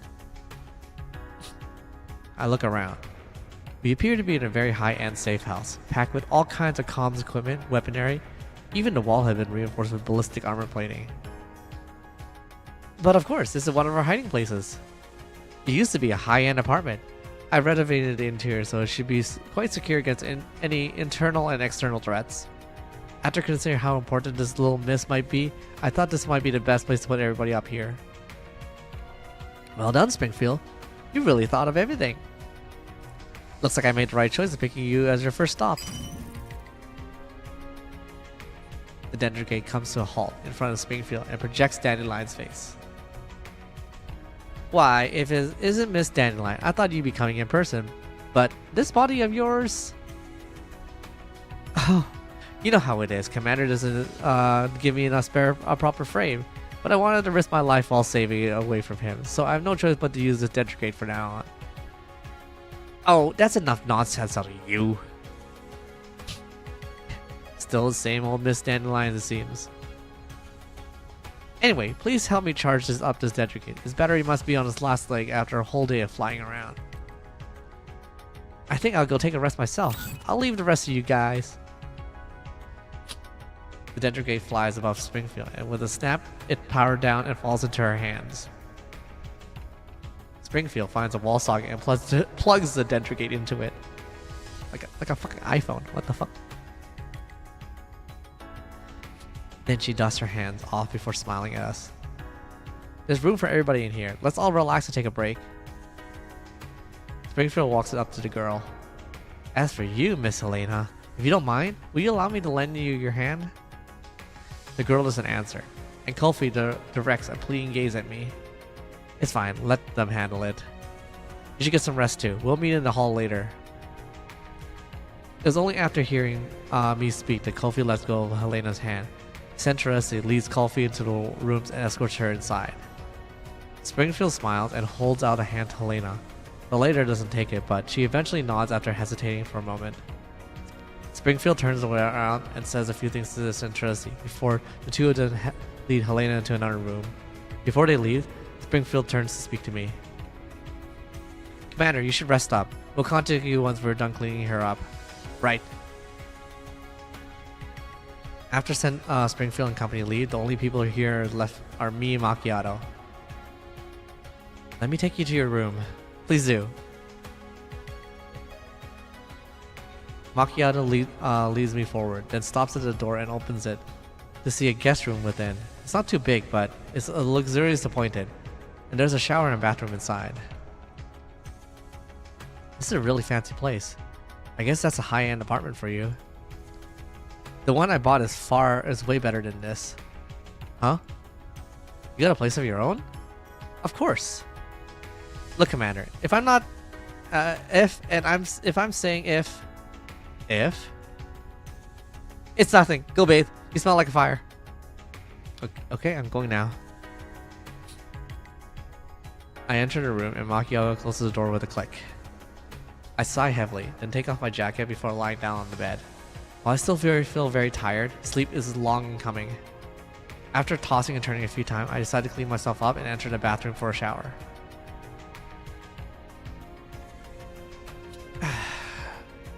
The clean room and comfortable warm water makes me realize I haven't been treated like this for a long time. As I spray myself with hot water and from the shower head, I think back on the things that happened before. One thing is for sure, I don't regret anything that happened. I feel like much more refreshed after exiting the shower and drying myself off. Then, it's on with my clothes and back into the bed waiting for Springfield's summon. Just about to fall asleep. Again, after many minutes, I hear Springfield's voice in my terminal. Commander, is now a good time? We finished some preparations on our end. I throw on my jacket and head outside. As I do, I see Springfield and the others waiting for me in the main hall. I notice Helena sitting on the sofa. The grim bloodstain from earlier had been cleaned off and she's wearing a fresh set of clothing. Kofi sitting by her side, while Springfield's sitting opposite of them. Macchiato and Centresi waiting for us from a distance. I glance over at Springfield as she moves from side to side with a smile. I walk up to Helena and take a seat on the sofa opposite of her. You look much prettier now. Helena brushes a little, and as she answers with a very quiet voice. The nice lady helped wash me up. It was all thanks to Centresi's hard work. As for the clothing, the only thing we had was remotely at her side was Sharkwee's outfit, so we hope you like it. Well, at least she looks like a normal girl now. A normal girl, huh? I raise my elbow on my feet, and I lean forward to study Helena for a moment before I begin speaking. I know you must have a lot of questions about us. Just how we have a lot of questions about you. I'm sure everything that's happened just now must have been a huge shock to you, but it's over now. Come, let us sit down and have a good chat. It wasn't much of a shock. Really now? Well, it wasn't that much compared to what happened in the past. The girl frowns and looks up at me. I look at her without flinching. Who are you people anyways? Where should I begin? Well, I'm a perfectly ordinary bounty hunter, and these girls are all my ex-subordinates. We're all kinds of friendly dolls, but I guess you already know that. Elena looks at the dolls around her and nods. They're all kind of friendly, but that doesn't necessarily mean you're good people. Why did you save me? Why did you bring me here? We were asked to escort Helena to a safe place, where she could be cared and protected. Escort Helena? I turn open the box on the ground, the girl's eyes full of mine. Somebody handed Helena to me. We ended up being attacked by all sorts of enemies each day, from Vajir to Paradies and now Maggie Security? Since you're Helena too, I have no reason to leave you there. Reason? Is that why you put Paradies and those mercenaries? Paradies has always been our enemy. I wouldn't have spared them even if I had been tasked to escort Helena. As for those mercenaries, I don't have a particular grudge against them. That said, I have no reason to shoot back when they shoot at me. I guess you can't trust us just yet, huh? I look at Springfield with a look. She steps forward and addresses the girl. Don't worry, this is a safe place. I can guarantee you that that those Nighters, Unitas, and Maggie security people will not find you here. The commander has fought Paradies 10 years ago, so you can feel free to tell us anything that comes into your mind if you have a request. Miss Helena, can I call you that? Is there a particular way you want us to address you? There are two Miss Helena after all. It would be best to make a distinction if you're going to stay with the commander. There's no need for that. I won't be disturbing you for long. You mean you're going to leave us soon? But where will you go? I'm very grateful for you saving me, but I'll take care of the rest myself. I sigh heavily. I see this girl isn't as pure and innocent as our Helena. But behind the facade and grisly independence, there are hints of naive streaks. I scratch my head. A bit of a loss where to go on from here. Even fighting 10 Maggie security combat teams would have been a less headache than this. I'm not used to handling kids. After thinking for a moment, I decided not to beat around the bush. It's probably time to get straight to the point. I'm sorry. I know you didn't want to remember anything like this now, but those things we saw underground in the facility today, they might be linked to all of our past, and I want to sort this matter out. I want to uncover the truth no matter what. So, what happened there will never happen again. Can you tell me everything you know about what happened there? Why a village full of people would end up being snatched to use a test subject? Why was there a Bujim and a Niter down there? What kind of ceremony were they conducting, and why were Helena's... That said, you exist! The girl listens silently as I ranted off a string of questions. She listens earnestly but shows no indication of answering them. After a long silence, she speaks at last. You shouldn't look any further into this. What do you mean? If you keep investigating, you'll end up like those people in the tank. You'll end up dead because of me. I'll end up dead because of you? Is that why you don't want to stay here? Because you're worried about that? She falls silent again. There's an anguished look on her face, one that I've never seen on Helena's face before today. Since they look identical, I can't help but compare her to Helena, who's been with us all this time. You look alike, but your personality shouldn't be any more different. She meets my gaze and practically shouts what she's singing. I don't know how powerful they are, but you won't be able to get out that easily if you get mixed up in this. For that moment, I learned that Paradies was involved in this matter. I knew that there's no way I could at least sit by. Why don't you understand? You knew that I wasn't your Helena back then. Why do you insist on taking me with you? You should have just taken your Helena. I told you before, since you're Helena too, I have no reason just to abandon you there. And even if you weren't our Helena, there's no way I'd leave a child in a place like that. Stop pretending to be a good Samaritan. The things surrounding me are darker than what you can imagine. There's no good for you if you end up involved in it. There are too many people that already died because of me. I can't have any more. Do you understand what I'm saying? I get it, yes. But we aren't gonna die because of you. You didn't kill those villagers, and neither did you kill those state sec agents. What? Since it's not your fault that they died, the fault of the cult and the people behind them. If you shoulder the blame for their sins, you'll be letting the true mastermind get away with their crimes. He's right. Kofi, who'd been silent this whole time, suddenly stands up. Kofi, the follower parodies, they killed my sister, just like they killed the people in those tanks. They don't need a reason or motivation to hurt others. They do it because they want to. So I can't accept what you're saying. I can't accept that you're taking the blame for hurting others when it's clearly those cultists' fault. I don't know what happened, and I don't know who I should be hating, but I want to do something. I want to change something. That's why I've been staying by Helena's side no matter what Helena is. My sister's dead, and she's not coming back. But maybe, if I try hard enough, the people who would have been suffered like my sister did won't have to be hurt. I'm sorry, I shouldn't be saying this to you. The air in the room goes silent. After saying her piece, Kofi sits back down and says no more. Thank you, Kofi. I look at Helena and address her in any kind of firm tone that I can manage.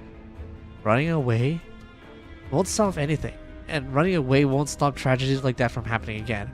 I'm sure you understand that. But don't take everything onto yourself. Also, don't look down on us. You saw how we took those Boojum out with those mercenaries. We'll uncover everything about those Helena incident. Considering how the Helena ended up with their hands, I'm pretty sure you know how determined we are to interfere in this matter. Helena D60 bites her lip. There seems to be a great struggle in her heart. Are you from State Sec too? Nope. But we could do more than they can. Helena thinks for a moment, and then she speaks at last. Well, if you want to know, then I'll tell you. My memories are limited for what happens in the village. Neither United call me Lord, and those villagers looked at me as a miracle created by God. They said I could help everyone find Cervantes, and I'd lead everybody to freedom from pain and gaining eternal life. You know what Cervantes is? No, I don't. But I hear that's what everyone's been searching for. In order to find the Cervantes, they put me on those instruments and did all kinds of experiments on me. Experiments. More bloody experiments. Don't those Paredes bastards have a single bone in their bodies? Commander, pardon me. What happened after that? After that, I learned that it was all fake. Those villagers who bathed in those so-called grace, they all became monsters. Kofi looks at me. So that's why. That's why Griffin. It all makes sense now. So the ceremony that they were talking about, they controlled these monsters and turned them into Bujo that you were talking about. But I could hear their waiting and laminating in their hearts. The ceremony made them obedient to me. But all I could do is give them order as that black woman dressed commanded me. I didn't want to do this anymore, but there's nothing I could do except pray each day for a miracle to happen. And then somebody actually came to save me, as though answering my prayers. One day, a group of people who said they were same thing, came to the underground complex. They said they were a state sec agent and that they were going to save me. I was so happy then. They took me out of the tunnels and told me to wait for pickup at the village, but at the end, they never came. At the time, I didn't realize that they were probably in those tanks. I had nowhere to go. My only company was the lingering spirits of the fallen. At the time, I could do was pray, and then my prayers would be answered again. Another me descended from the heavens, shining brightly. So, our Helena was drawn to you by your prayers? The girl hesitates for a moment, and then she nods reluctantly. Yeah, I think she heard my call. The fact that those Helenas can speak to each other's heart is something that came up before. It seems the similarity between them and parody as his own Naito research warrants further investigation. Oh yes, there's one more thing. Who exactly is the person who possessed Helena? That consciousness who is talking to us? Why did you say that she betrayed you? Our minds had lived in the sea of flowers. Back then, there were many, many copies of us. But we were killed by that voice. The memories of the flower told me that that she was the first Helena. She did not accept us and wanted to kill us so that she would be the only one of her kind. Once we had a chance to escape, but because of her betrayal, we were casted out for the sea of flowers. It wasn't because of her. I just had more determination back then. Helena clutches her fists, scratches her face. Tears begin to well up in her eyes. I understand. Alright, you said enough for today. Go get some rest. My question has been answered. What she says indicates what happened before is essentially the same what I theorized. Paradies took over the village, tricked him into following their damn cult, used the test subject to fuse them with plants, which they later combined into a bujo.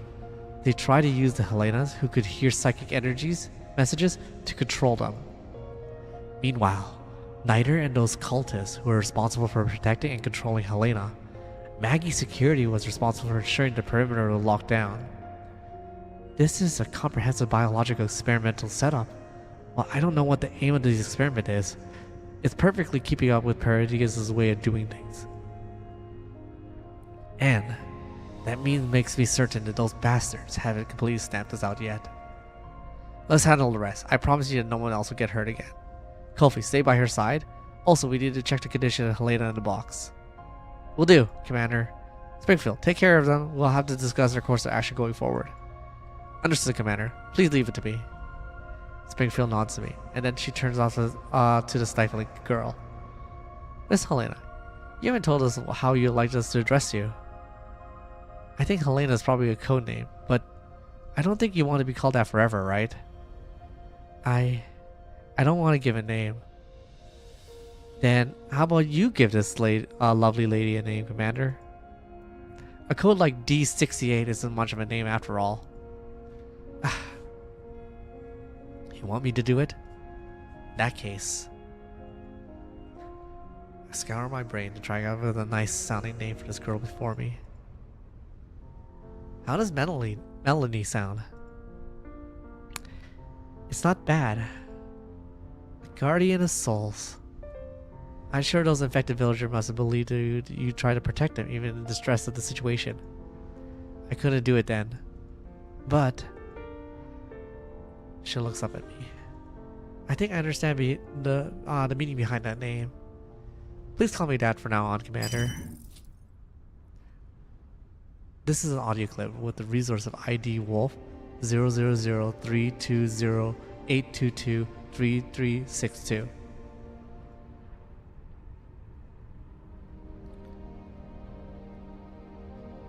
They have arrived safely. Our missing comrade has been confirmed there as well, right?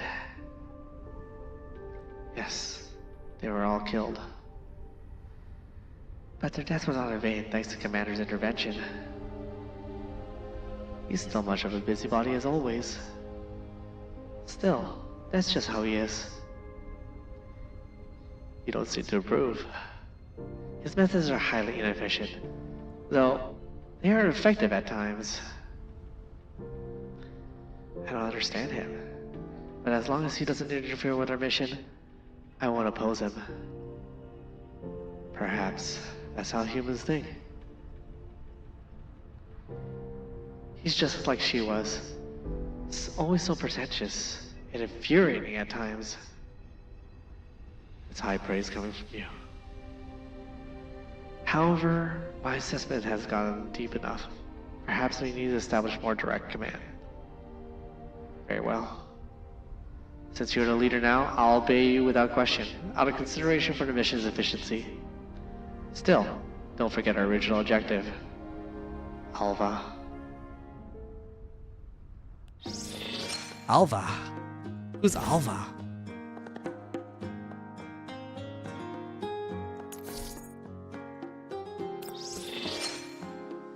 Alright, dang, that was a long...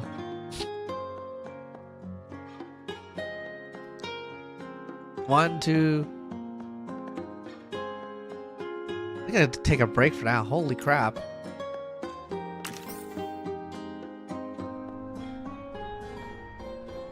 Maybe a challenge?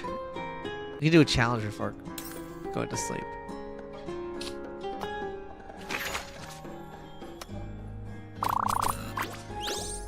Woo!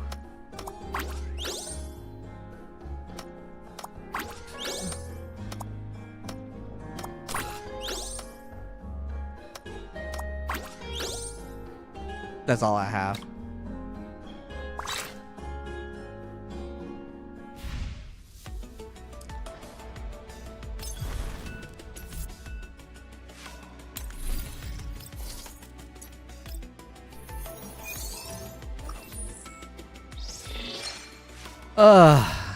That was something. That was something. Holy moly.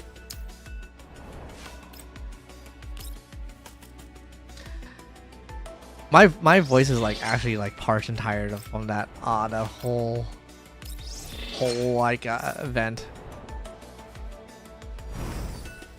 All right. Let's see. QJ.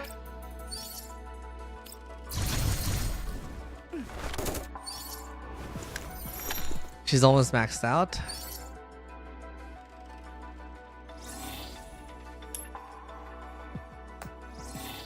It's getting there, getting there.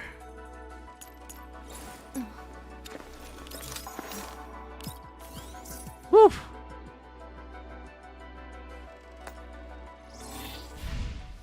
All right, we're gonna look for someone here to raid.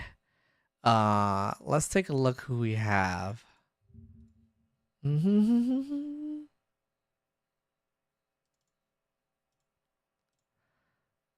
I think I want to hit on our girl Frontline 2 streamer if I can.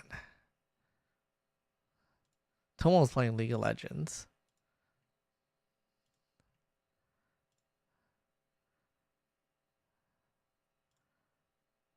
Pam has started streaming. Like how long? She just started. All right, so she's gonna be here for a while. To real life confidence. Let's get started. Put Fructus to the test by Garnier. Why is my window so big? Okay, there we go. Now they can hear you. For some reason, your audio on Discord just went like really quiet though. Okay. There's my window. I have you at 200, but it's really quiet. Unless it's just me. Like, I don't know if it's just quiet for me. Raid, Obake, Pam. Nikkei also went completely muted, so I have no idea. She's playing some Nikkei. Go show her some live here, some love here. Nikkei just got louder. Wait, is that a Evangelion event? A little bit, but if I turn me up anymore, I will peek out. I get that because mine does that too. So hopefully this is. I'll see everybody tomorrow. I'll be doing some more Girls Frontline. Hopefully they can balance out. Hopefully I can do it like and it should be okay. while I'm If I working. need to turn myself down in comparison, you guys just let me know. I'll do a little bit of that, maybe. Okay. Yeah, let us know, guys. I'm gonna head off. I've turned Pam down a little bit on my end so that it looks like our waveforms are about the same. You turned me down? Oh my god, amazing. For once I'm loud. I'm always the one that's asked to go up. Let's go! Back up a bit. I'm gonna turn you back up a little bit. Okay. Alright. Almost. One day I'll be loud. I'm gonna go head off. I'll see you guys later. We're both Bye-bye. in, like, the upper yellows now, like when we project. So that's good. Yeah, I will be a little bit quieter today, just overall. Yeah. But yeah. Okay. All good. What lies are these? Guys, there's like Lumen quiet. What are these lies? Yeah, I turned myself down a bit on my end too, so hopefully we are good. How about I give a little quick